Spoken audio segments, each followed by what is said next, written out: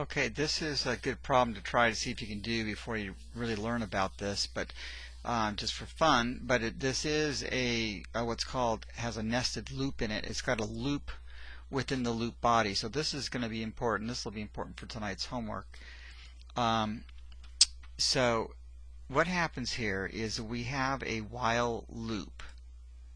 Now the body of the while loop goes from here to here. Now in this body we have two main things in the body of the loop. It's got to execute the for loop. It's just as if this is just a line of code or something. This happens to be a for loop, which has to be executed as if it's the only thing in the program. And then you have the update of num++. It looks like I left out a semicolon. So those are the two things. So every time through the loop, the while loop, the for loop has to be executed, and then this line of code.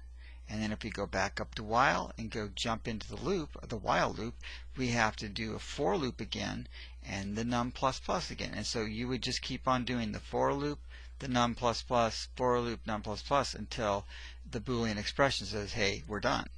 So that's basically the idea. Now there is another important concept that we're going to get as we go through this. So here we go. If num is 0, and that's the loop control variable, 0 is less than 2, so we're going to go jump in and do the body, execute the body of the loop. And so the first thing that's in there is the for loop.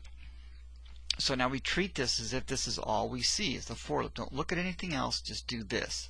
A is assigned 1. And 1, so we do this first and then we do this next. 1 is less than or equal to 3, which is true. So now we jump into the loop. Okay, so we're going to print the value of num, which is what is the value of num? Okay, the value of num is 0. And so we're going to do 0 here. And then it's going to print a space in between, or a space, and then it's going to print the value of a. So these are all variables, so these are variable calls. A is currently 1. And so it's going to go 0, 1. Alright, then as we continue on, we are now at the end of the for loop. So we got there's nothing that says to stop the loop yet. So we have to keep executing the loop until it stops. So we're going to go to the back end here, and A is, let's cross those out. A++ is going to update. So A is now 2. And now we do the test. Now the question is 2 less than or equal to 3, which it is. And so we're going to jump into the loop. We're going to print the value of num and the value of a again. So the value of num, of course, is not changing in here. So it's 0. And now this is 2. And let's take care of this. And then the next thing is we are going to update num. No, we're not, sorry. And then so now we're at the end of the for loop, and we're going to go back to here. Now a gets updated to 3. Now the test is 3 less than or equal to 3, which it is. So jump back in the loop. We're going to print num and a. Num is still 0, and a has now moved up to 3. So now we're at the end of the loop again, so we go back to to 4, to the a++ gets updated, and now a is 4. Now, is 4 less than or equal to 3? No. So it's false. The loop is done. So now that's the first thing of the body of the while loop. The second thing is to update num. So we go up here and update num. And now we're here at the end, so we go back to while. Well, is 1 less than 2? Yes, it is. So now we're going to jump back in the loop. And remember, there's two things in this loop. There's the for loop and the num++.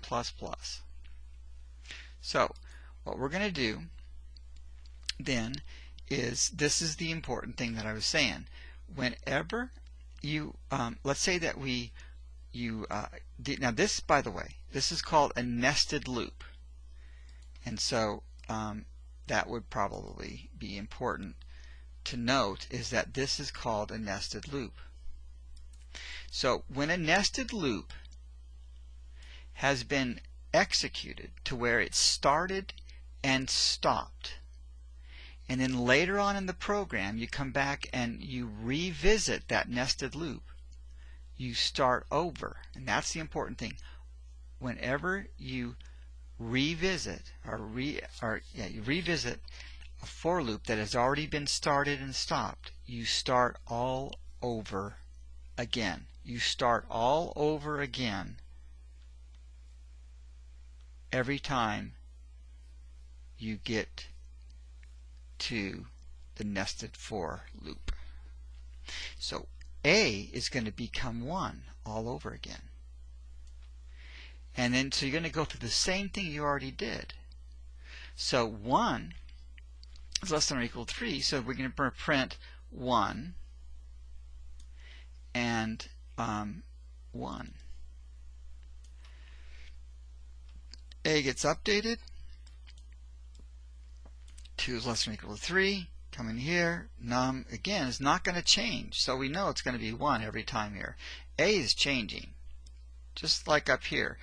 Num didn't change, but the A just kept getting incremented by 1. So that's what's going to happen here.